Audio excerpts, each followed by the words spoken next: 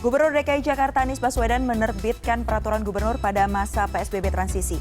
Pergub ini berisi aturan denda progresif bagi warga yang tidak memakai masker, serta penerapan sistem ganjil genap pada pengendara mobil dan motor. Dan kita sudah terhubung dengan Kepala Satpol PP DKI Jakarta, Bapak Arifin. Selamat sore, Pak. Selamat sore, Mbak Mepri. Iya, Pak. Pak, bagaimana kemudian teknis penerapan aturan denda progresif bagi warga yang tidak memakai masker? Bagaimana nih Pak caranya agar tahu seseorang itu pernah melanggar sebelumnya dan bisa dikenakan denda progresif begitu? Iya, terima kasih. Pemerintah daerah Provinsi DKI Jakarta telah mengeluarkan peraturan gubernur nomor 79 tahun 2020 sebagai bagian dari upaya untuk memberikan perlindungan kepada masyarakat Jakarta, sekaligus juga ingin memberikan efek jera yang lebih efektif kepada mereka yang masih melakukan pelanggaran terhadap protokol kesehatan. Mengenai pelanggaran untuk masker, denda progresif yang memang diberlakukan yaitu dikenakan kepada mereka yang mengulangi pelanggarannya. Selama ini memang peraturan gubernur di awal yaitu Pergub 51 tahun 2020 tidak mengatur tentang denda progresif. Artinya mereka yang melakukan pelanggaran berulang dendanya tetap sama. Nah, dengan peraturan gubernur 79 maka sanksi progresif bagi mereka yang melakukan pelanggaran berulang maka dikenakan denda berupa sanksi denda progresif. Bagaimana caranya? Mereka yang melakukan pelanggaran akan di-input datanya, identitasnya dengan sistem aplikasi. Nah, aplikasi yang dibangun ya dengan semua data itu akan masuk dalam sistem aplikasi yang nantinya akan dimiliki oleh para petugas kami, Satpol PP yang ada di lapangan. Sehingga data yang bersangkutan, baik nama, NIK, dan lain sebagainya, itu terekam dalam dashboard data kami. Database kami ada di situ. Nah, ketika nanti si pelanggar ini mengulangi pelanggarannya tidak menggunakan masker, maka dalam sistem aplikasi itu ada warning yang disampaikan bahwa yang bersangkutan misalnya pernah melakukan pelanggaran masker ya yang sama pada tanggal sekian. Nah, bagi mereka yang melakukan pelanggaran berulang, maka sanksi yang pelanggaran berulang pertama, maka sanksi dendanya bukan lagi 250.000, tapi sanksinya adalah menjadi 500.000. Nah, kalau kemudian berulang lagi pada perulang yang kedua, maka sanksinya meningkat lagi menjadi 750.000. Nah, terakhir apabila dia berulang yang ketiga kali dan seterusnya, maka sanksi yang dikenakan adalah sebesar 1 juta rupiah. Itu kalau kemudian sanksi yang dikenakan adalah sanksi denda administratif. Nah, kalau kemudian sanksi sosial seperti apa, Pak? Memilih dengan sanksi kerja sosial, karena ada pilihan di sana. Ada sanksi berkaitan dengan sanksi kerja sosial, maka sanksi kerja sosialnya bagi yang melanggar pertama yaitu selama 60 menit.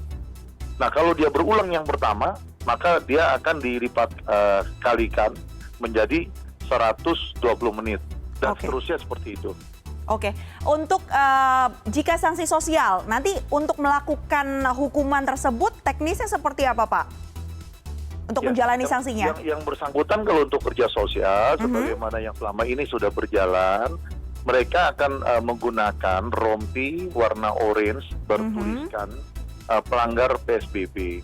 Nah, kemudian mereka akan diarahkan ke satu tempat sarana fasilitas umum, di mana tempat fasilitas umum itu perlu dilakukan kegiatan kebersihan.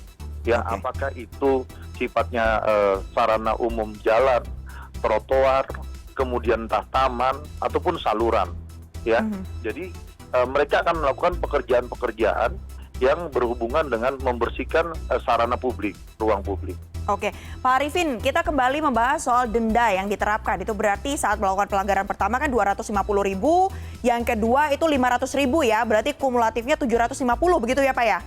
Jika melakukan 2 kali pelanggaran. Begitu terus sampai ke 4 kalinya, 1 juta rupiah. Nah, teknis pembayaran dendanya nanti seperti apa Pak Arifin? Ya, sama seperti yang sudah berjalan di Pemprov DKI Jakarta, bahwa mereka yang melakukan pembayaran denda itu tidak membayar secara langsung kepada petugas yang ada di lapangan. Mereka akan diberikan lembar SKDA, surat ketetapan denda administratif yang diberikan oleh petugas kepada yang bersangkutan. Nah, si pelanggar kemudian membayarkan melalui rekening Bank DKI, ya, dan nomor rekening di situ yang dicantumkan.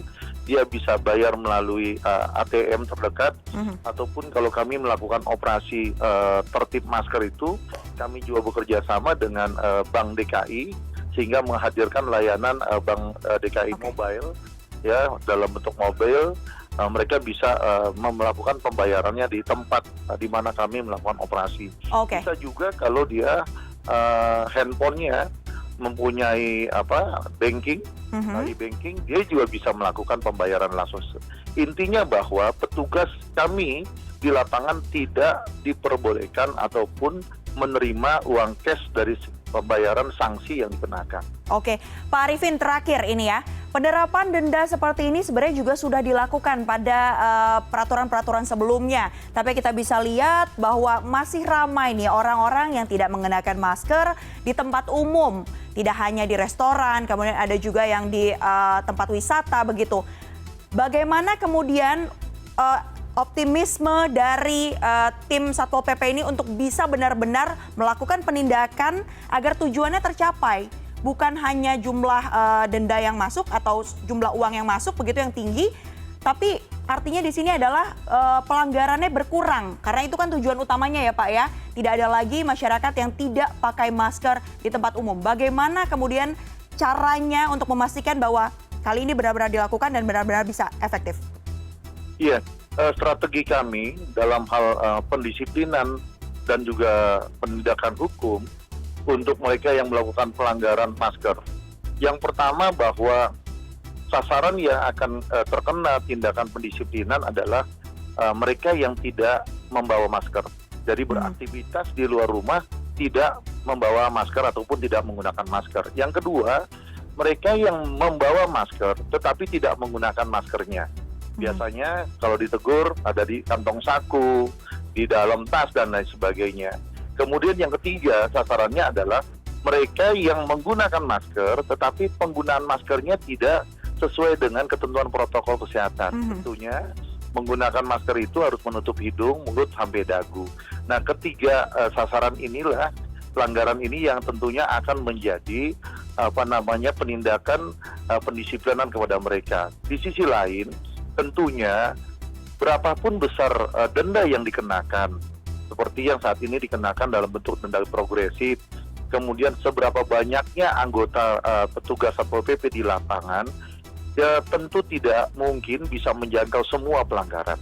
Oleh karenanya, kami berharap adanya dukungan dan juga secara partisipasi seluruh masyarakat. Apabila di sekitarnya, di sekitar lingkungan mereka tidak menggunakan masker, maka tidak perlu ditegur oleh petugas kami di lapangan. Tetapi di antara kita punya kesempatan untuk juga menegur, karena berbicara tentang penularan itu bisa kepada yang bersangkutan. Jadi kalau di antara pada saat di tempat lingkungan kita itu, sekitar kita ada yang tidak menggunakan masker, maka seharusnya kita semua punya hak untuk mengingatkan kepada yang tidak menggunakan masker. Jadi terima kasih. Bicara efektivitas ini adalah menuju kepada kesadaran masyarakat, kepatuhan pada masyarakat, disiplin masyarakat, dan juga komitmen bersama seluruh masyarakat untuk saling mengingatkan. Salah satu cara kita terhindar dari penularan COVID, utamanya adalah mari kita gunakan masker.